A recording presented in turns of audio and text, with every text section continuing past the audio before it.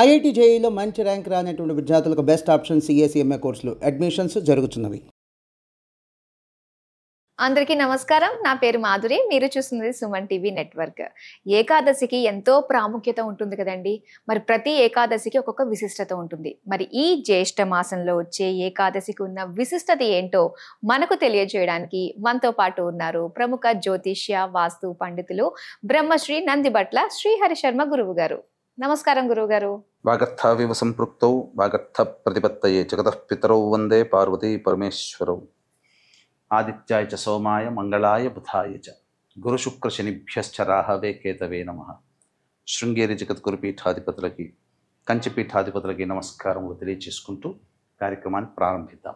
గురువుగారు, మనకి ఏకాదశి అంటేనే చాలా ప్రాముఖ్యత ఉంటుంది కదండి. మొత్తం 24 ఏకాదశులు మనకు వస్తూ ఉంటాయి. ముఖ్యంగా ఈ జ్యేష్ఠ మాసంలో వచ్చే ఏకాదశికి ఉన్న విశిష్టత ఏంటంటారు? ఈ జ్యేష్ఠ మాసంలో శుక్లపక్షంలో వచ్చే ఏకాదశి అన్ని ఏకాదశులలోకెల్లా చాలా మహిమాన్వితమైనటువంటిది, గొప్పదైనటువంటిది. అసలు ఈ ఏకాదశి అనేటువంటిది ప్రాచుర్యంలోకి వచ్చినటువంటిది ఏంటనంటే భీముడి ద్వారా ప్రాచుర్యంలోకి వచ్చింది. కాబట్టి ఇది చాలా గొప్పదంటే ఎలాంటి ఏకాదశి అంటేనమ్మా, కఠినమైనటువంటి నియమాలు కనుక పాటిస్తూ ఉండాల్సినటువంటి ఏకాదశే ఇది. తద్వారా మనకు లభించేటువంటి గొప్పది ఏంటంటే ప్రతి నెల 2 ఏకాదశులు వస్తాయి కదా ప్రతి మాసంలో. మొత్తం కలిపి 12 మాసాలకి 24 ఏకాదశులు.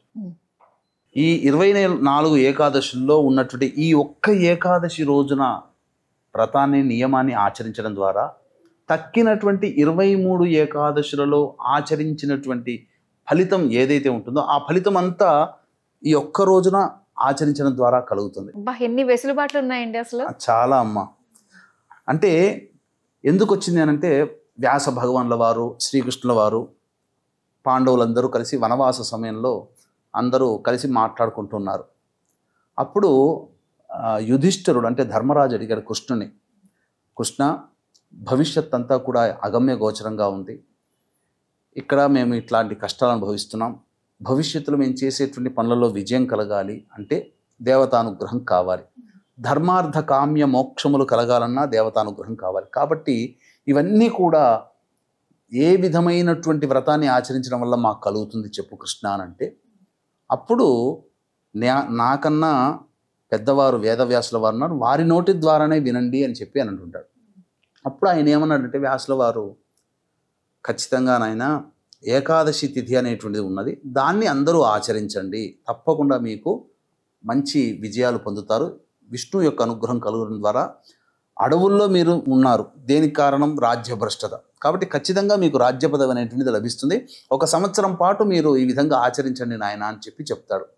అంటే అక్కడే ఉన్నటువంటి భీమసేనుల వారు, భీముడు అన్నాడు, తాత అందరూ ఆచరిస్తున్నారు, అమ్మ అన్నయ్యలు నకులుడు సహదేవుడు వీళ్ళందరూ అర్జునుడితో సహా ఆచరిస్తున్నారు. దశమి రోజున రాత్రి ఉండి ఉపవాసం ఉండి ఏకాదశి అంతా ఉండి ద్వాదశి రోజున స్నానం ఆచరించి విష్ణువుని పూజించి అప్పుడు భోంచేస్తున్నారు. కానీ నన్ను ఉండమంటున్నారు, కానీ నేను ఉండలేకపోతున్నాను. మనస్సులో నాకు చాలా బాధగా ఉంది.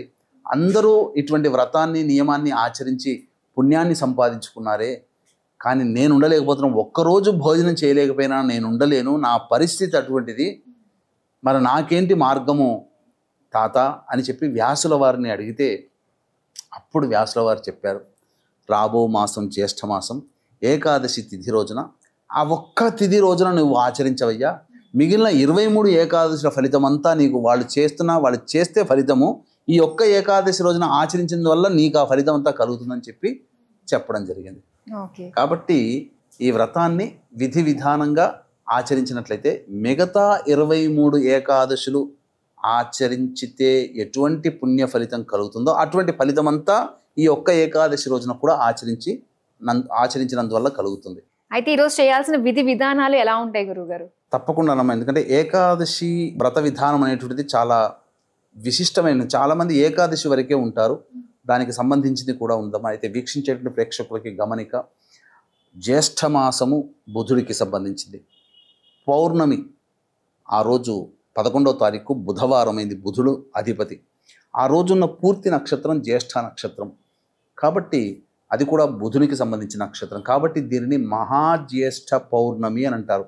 ఇది అత్యంత అరుదుగా ఇటువంటి కాంబినేషన్ అనేటువంటిది కలుస్తుంది. కాబట్టి ఆ రోజున మనం గమనించుకున్నట్లయితే ప్రస్తుతం శని మారాడు, గురువు మారాడు, రాహుకేతులు మారాడు. కాబట్టి మేష, మిథున, కర్కాటక, సింహ, కన్య, వృశ్చిక, ధనుస్సు, కుంభ, మీన రాశుల్లో జన్మించిన వారికి శనిదోష నివారణతో పాటు జాతకరీత్యా కలుగు అన్ని రకాల సమస్యల నివారణకి సంబంధించి సర్వదోష నివారణ పూజలు హోమాలలో భాగంగా చేయించి శక్తిపాతము చేయబడినటువంటి శంకరుంగలి మాలని మీకు అందివ్వడం జరుగుతుంది. ఈ మాలని ధరించడం ద్వారా వాహన ప్రమాదములు చోటు చేసుకోవు, అలాగే నెగిటివ్ ఎనర్జీ వెళ్ళిపోతుంది, పాజిటివ్ ఎనర్జీతో ఉంటారు. ముఖ్యంగా అన్నీ కూడా శుభంగా పరిణమిస్తాయి.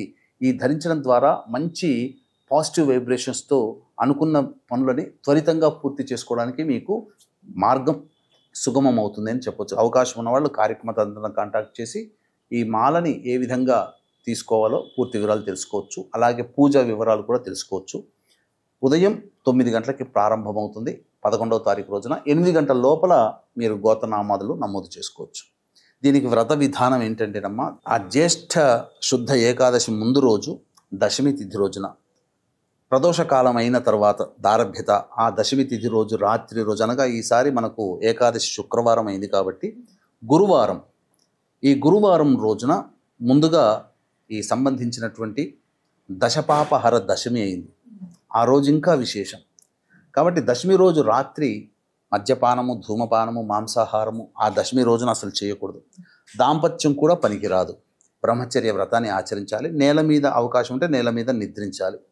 ఉదయాన్నే లేచి కాలకృత్యాదులు తీర్చుకొని సూర్యోదయం కంటే ముందే చక్కగా తులసి చెట్టు దగ్గర ఆవు నేతితో దీపారాధన చేసి విష్ణు అష్టోత్తరం కానీ విష్ణు సహస్రనామ పారాయణం కానీ చేసి సదా విష్ణునామాన్ని జపించుకుంటూ ఉండాలి. ఆ రోజంతా కూడా ఎలాంటి అంటేనమ్మా, దానిని నిర్జల ఏకాదశి అని అంటారు. అంటే ఆచమనం చేయడానికి, నోరు పొక్కిలించడానికి తప్ప అసలు నీరంటూ మన శరీరంలో గొంతు నుంచి కిందికి వెళ్ళకూడదు. కటికమైనటువంటి ఉపవాసం, నీటిని కూడా తాకూడదు. దానిని నిర్జల ఏకాదశి అని అంటారు. ఆ విధంగా ఆచరించి మళ్ళీ 8వ తారీఖు రోజున సూర్యోదయానికి, అనగా ఈ సంబంధించినటువంటి, అనగా 7వ తారీఖు అయింది కదమ్మా, శనివారము, ఆ రోజు ద్వాదశి ఉంది.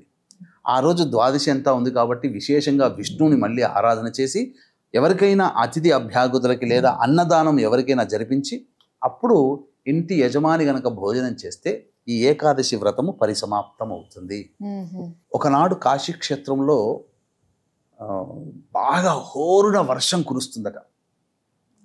అప్పుడు ఆదిశంకరాచార్యుల వారు సభ నిర్వహిస్తున్నారు. ఏదో సంబంధించినటువంటి చర్చా గోష్ఠి జరుగుతుంది. ఆ సందర్భంగా ఆ సభ వర్షం ఉన్నట్టుండి అకస్మాత్తుగా ఆగిపోయిందట.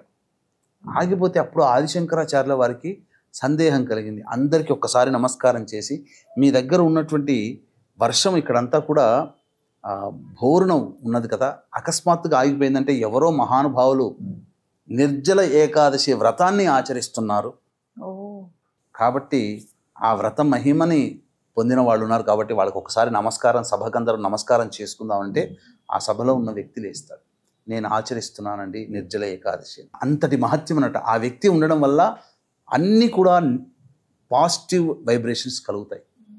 అటువంటిదే మనం ఆచరిస్తే మనకింత అంటే ఆ వ్యక్తి ఉన్న చోటే ప్రదేశం అంతా పాజిటివ్గా మారిపోతే ఆ వ్యక్తి కుటుంబం ఎంత పాజిటివ్గా ఉంటుంది.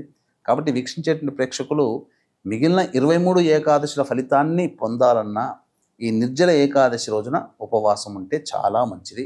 అయితే రోగగ్రస్తులైన వాళ్ళు, ఇప్పుడు డయాబెటిక్స్ వాళ్ళు ఉంటారు, వీళ్ళందరూ తప్పదు. కాబట్టి అటువంటి వాళ్ళు కాకుండా సంపూర్ణ ఆరోగ్యవంతులు ఉన్న వాళ్ళు ఆచరించుకుంటే ఇంకా మంచిది అని చెప్పవచ్చు. కానీ ఖచ్చితంగా చూసుకోవాలి, అందరికీ చెయ్యాలన్నది ఉంటుంది తప్పన. కాకపోతే మంచినీరు కూడా తాగకుండా ఉండాలి, అంటే ఎంగిలి కూడా మింగకుండా ఉండాలి, లాలాజలం అది చాలా కఠినంగా చేయాల్సి వస్తుంది అనమాట. గురుగారు, ఏకాదశి యొక్క ప్రాముఖ్యత గురించి మాకు తెలియజేసినందుకు ధన్యవాదాలండి. సర్వం శ్రీ ఉమామహేశ్వర పరబ్రహ్మార్పణమస్తు.